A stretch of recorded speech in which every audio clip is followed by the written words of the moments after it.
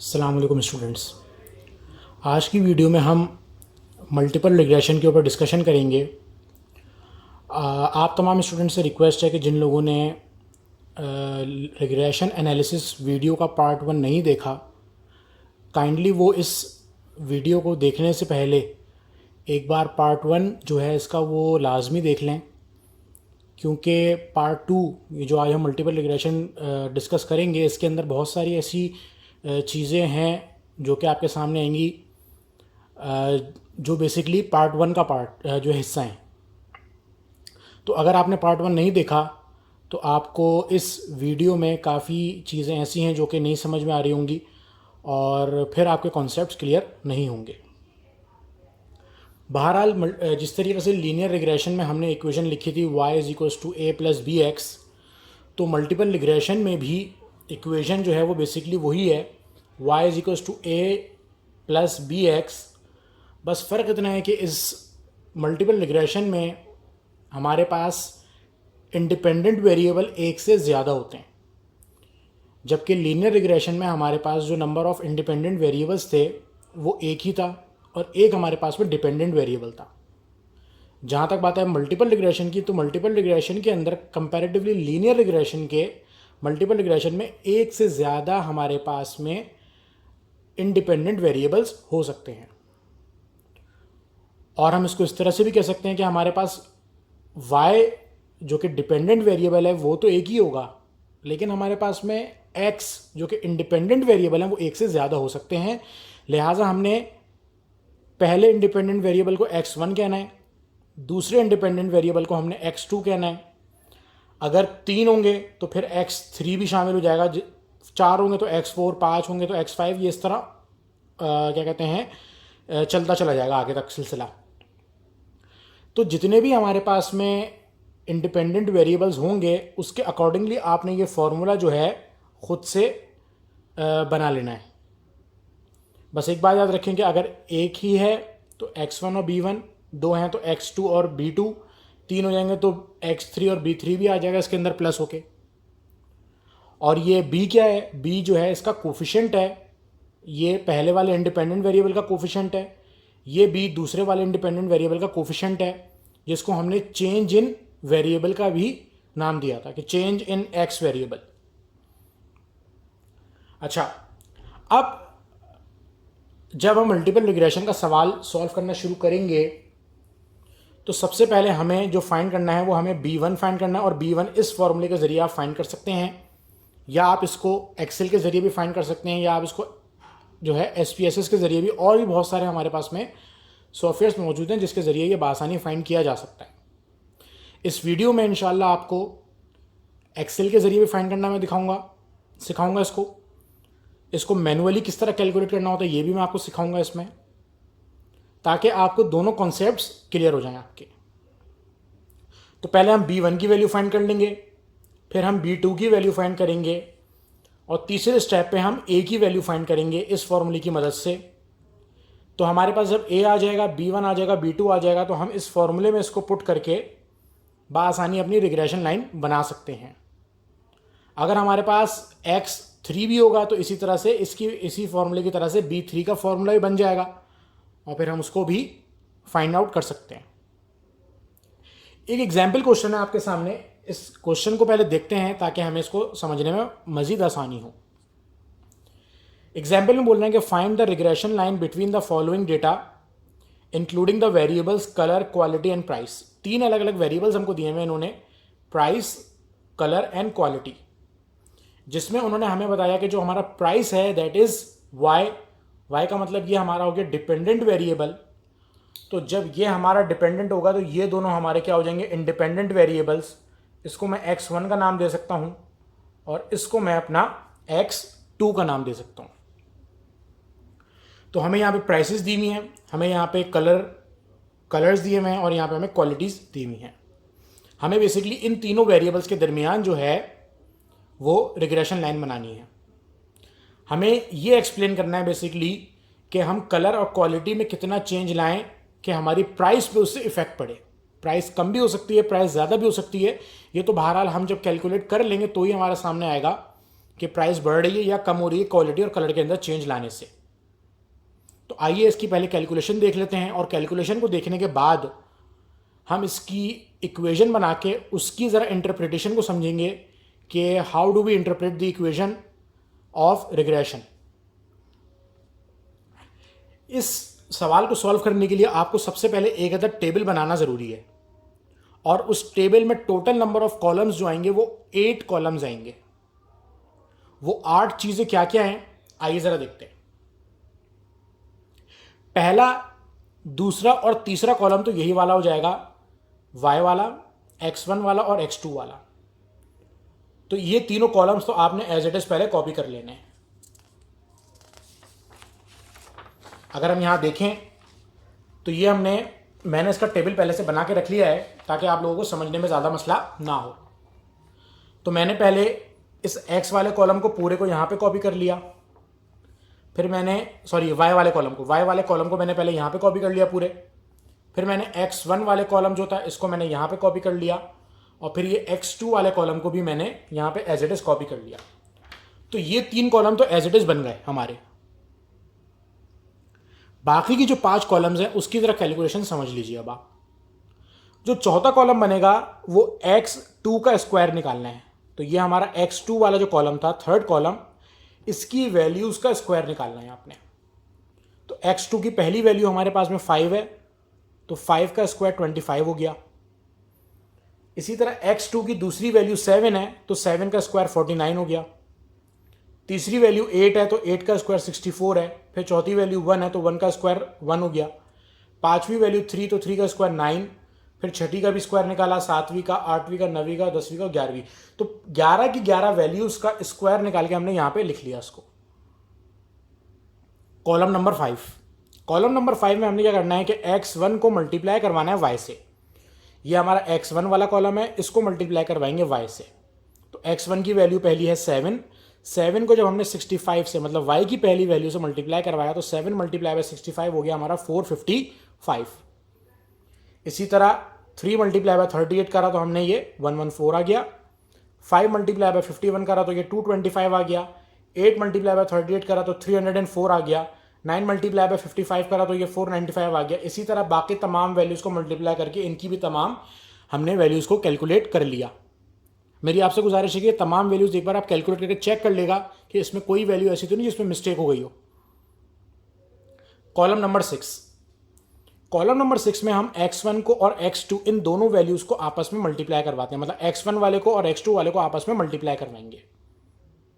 x1 हमारे पास 7 है और x2 हमारे पास 5 है, तो 7 multiply by 5 35, 3 multiply by 7 21, 5 multiply by 8 40, 8 multiply by 1 8, 9 multiply by 3 27, 5 multiply by 4 is 20, 4 multiply by 0 is 0, 2 multiply by 6 is 12, 8 multiply by 7 56, 6 multiply by 4 24 और 9 multiply by 2 18।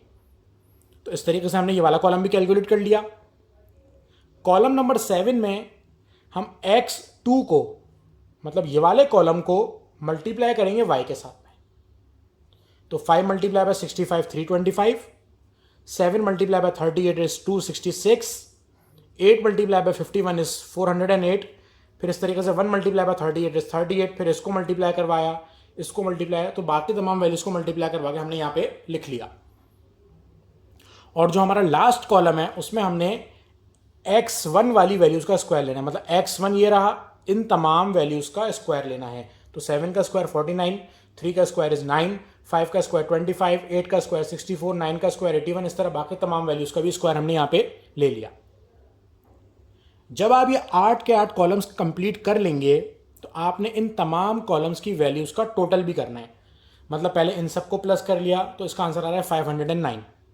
फिर x1 को plus करा, x2 को प्लस करा, फिर ये x2 के स्क्वायर को प्लस करा, तो इन सबको प्लस करके ये जो वैल्यूज आ रही हैं हमने यहां पे लिख दी। तो इस टेबल की मदद से जो हमें मिला वो क्या मिला कि x वाले कॉलम का सिग्मा, मतलब टोटल सम जो आ रहा है वो आ रहा है 519। x1 वाले कॉलम का टोटल हमारे पास 66 आ रहा है। x2 वाले कॉलम का टोटल हमारे पास 47 आ रहा है। x2 के स्क्वायर का टोटल जो आ रहा है वो 269 है। x1 मल्टीप्लाई बाय वाई का जो टोटल है वो आ रहा है 3319। x1 और x2 को मल्टीप्लाई करके जो टोटल आ रहा है वो 261 आ रहा है।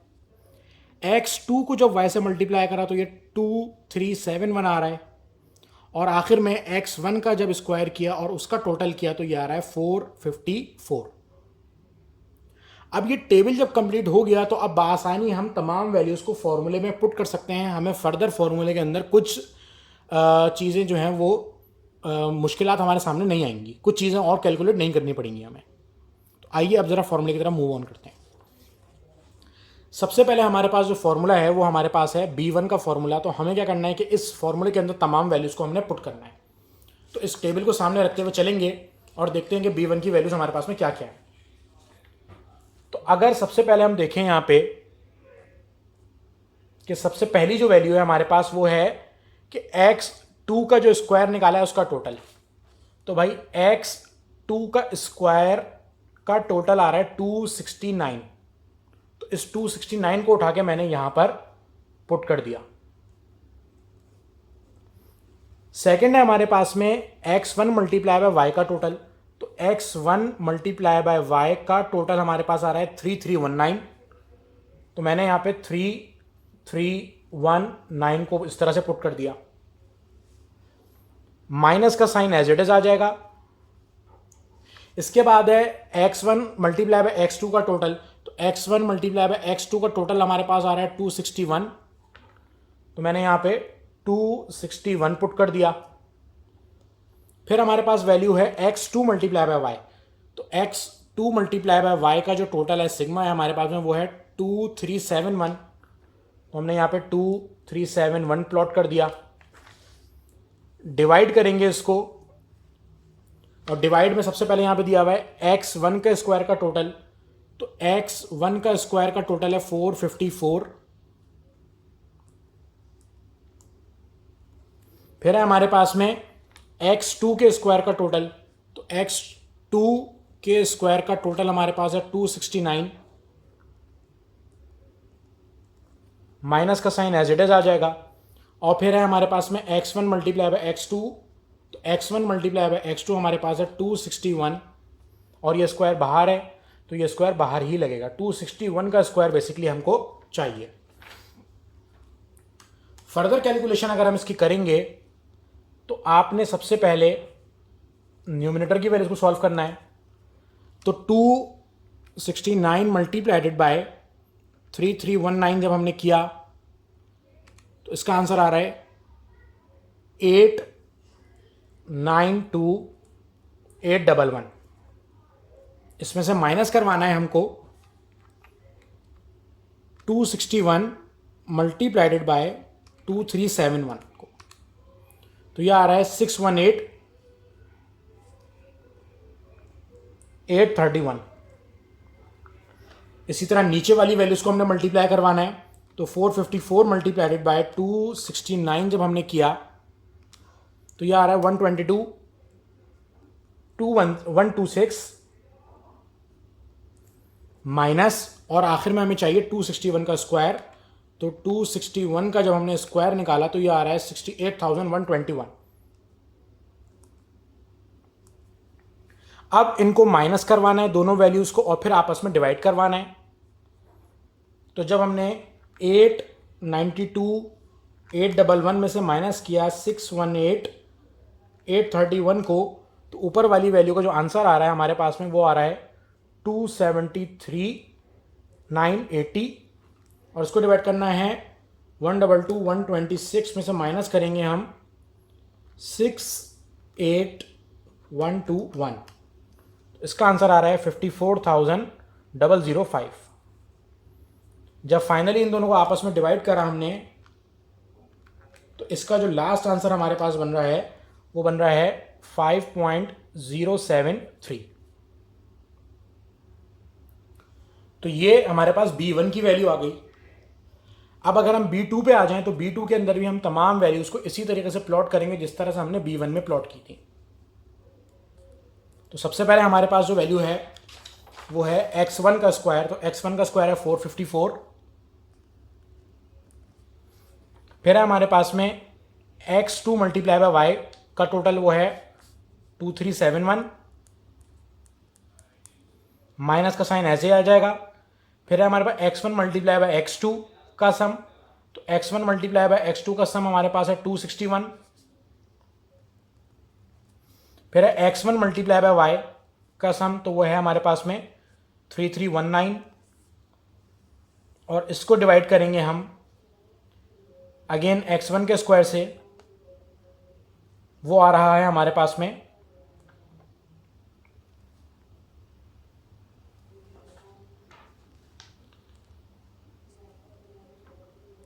454। इसको मल्टीप्लाई करवाएंगे हम यहाँ पे x2 के स्क्वायर से, जो कि हमारे पास है वैल्यू 269,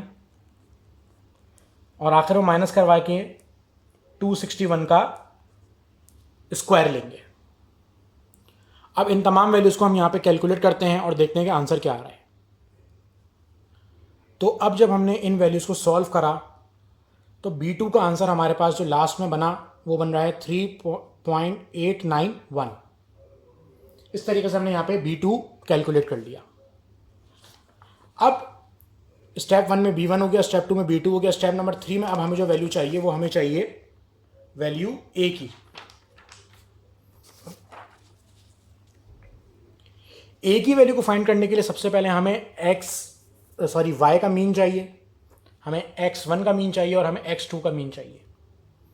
तो y के मीन के लिए सिग्मा y जो है हमारे पास में वो है 519 अपॉन n। हमारे पास नंबर ऑफ वैल्यूज़ कितनी है, 1 2 3 4 5 6 7 8 9 10 और 11 वैल्यूज़ हैं, तो ये हो जाएगा डिवाइडेड बाय 11। तो उसको जब हमने डिवाइडेड बाय 11 करा तो उसका आंसर आ गया हमारे पास में y के मीन का 47.18।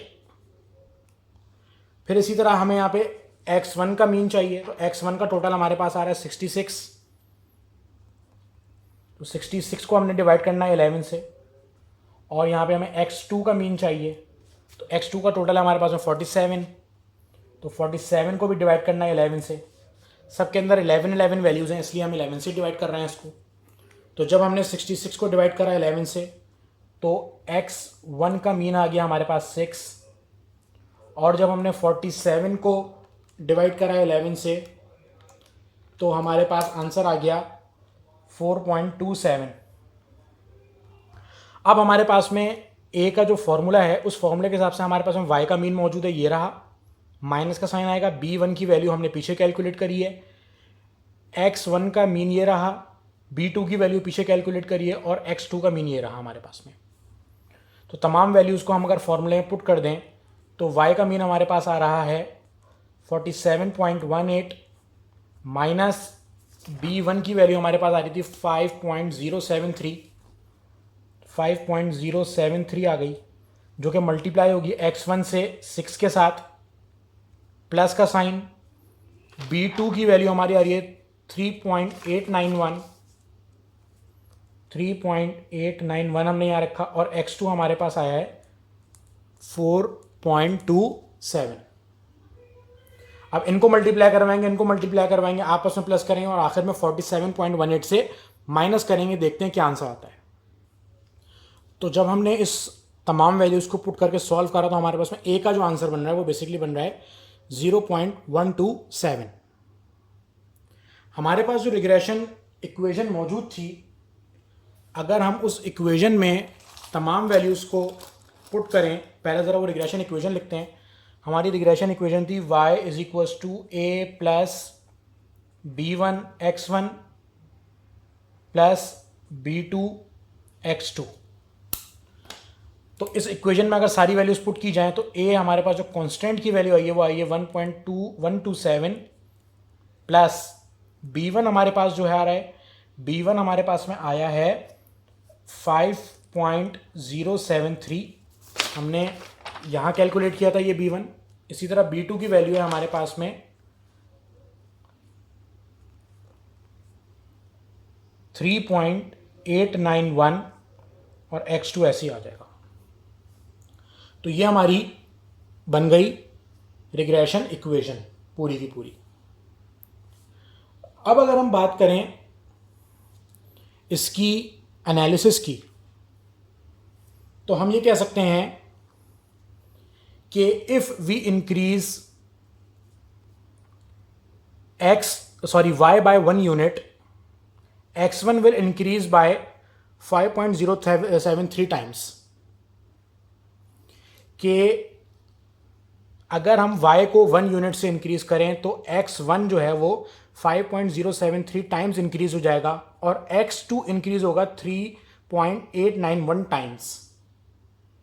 या इसको उल्टा भी आप इस तरह से बोल सकते हैं कि अगर हम x1 को 5.073 टाइम्स और x2 को 3.891 टाइम्स इंक्रीज करें तो y हमारा 1 यूनिट से इंक्रीज होगा, क्योंकि यहां पे साथ में 1 है। तो इस x1 को इतना इंक्रीज करने से और x2 को इतना इंक्रीज करने से y 1 यूनिट से इंक्रीज हो जाएगा हमारा। दोनों आंसर्स प्लस में हैं, इसलिए ये इंक्रीज हो रहा है। अगर ये लेट सपोज अज्यूम कर लेते हैं कि हमारा b1 माइनस में आता तो उसके साथ यहाँ माइनस का साइन लगता।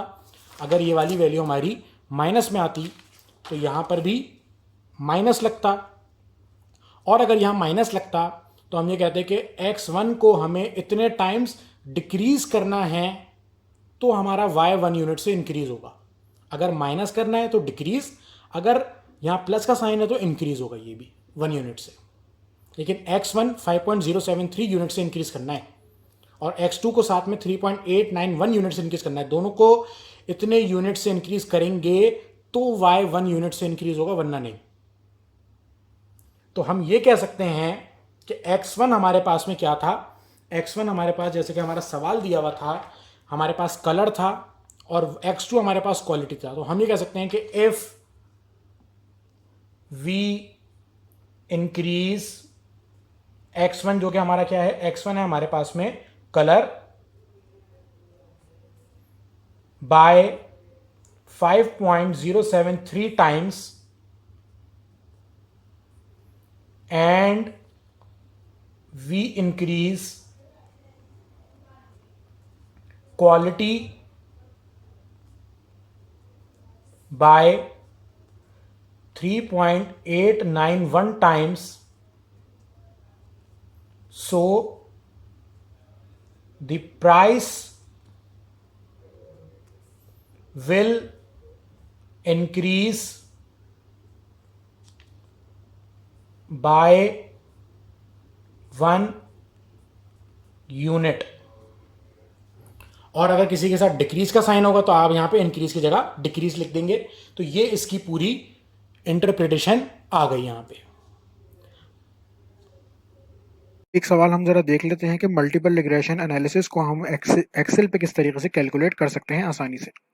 हमें एक सवाल यहाँ पे दिया हुआ है जिसमें ये बोल रहे हैं कि हमें स्ट्रेस रेट और हेल्थ रेट को चेक करना है, वर्कआउट के साथ रिलेशन चेक करना है। तो वर्कआउट हमारा y वेरिएबल है, x1 हमारे पास में स्ट्रेस हो गया और x2 हमारे पास में हेल्थ हो गया। हम ये चेक करना चाहते हैं कि वर्कआउट की वजह से हेल्थ पे और स्ट्रेस पे क्या असर पड़ता है। तो रिग्रेशन एनालिसिस के जरिए चेक करने के लिए सबसे पहले आप यहाँ लेबल में देखिएगा डेटा। डेटा के ऑप्शन में आप जैसे ही जाएंगे यहाँ पे डेटा एनालिसिस पे आपने क्लिक करना है। अगर डेटा एनालिसिस यहाँ पे मौजूद नहीं है तो उस पर राइट क्लिक करके एडिंग्स में जाके आप ऐड कर सकते हैं, जैसे कि डेटा एनालिसिस की प्रीवियस वीडियो में आपको शो किया था। तो जैसे ही मैं इस पर डेटा एनालिसिस पे क्लिक करूंगा ये एक विंडो इस तरह ही खुल देगा। इस विंडो में आप स्क्रॉल डाउन करके रिग्रेशन पे आएंगे। रिग्रेशन पे आने के बाद आपने इसको ओके कर देना है। जैसे ही आप ओके करेंगे वो आपसे इनपुट मांगेगा वाई की और इनपुट मांगेगा वो आपसे एक्स की। क्योंकि वर्कआउट हमारा y है तो मैंने y वाले पूरे कॉलम को यहाँ पे सेलेक्ट कर लिया और जब बारी x की आई तो अब x हमारे पास 2 है तो मैं इन दोनों को ही सेलेक्ट करूंगा। तो मैंने स्ट्रेस और हेल्थ को दोनों को ही सेलेक्ट कर लिया इस तरीके से। जब मैं सेलेक्ट करूंगा तो मसला अब ये है कि इसको डायरेक्ट ओके आपने नहीं करना, आपने इसको ओके करने से पहले लेबल्स पे टिक कर देना है, चेक इन करना है लेबल्स पे, ताकि वो दोनों के स्ट्रेस का और हेल्थ का लेबल अलग अलग बनाए वो आपके लिए।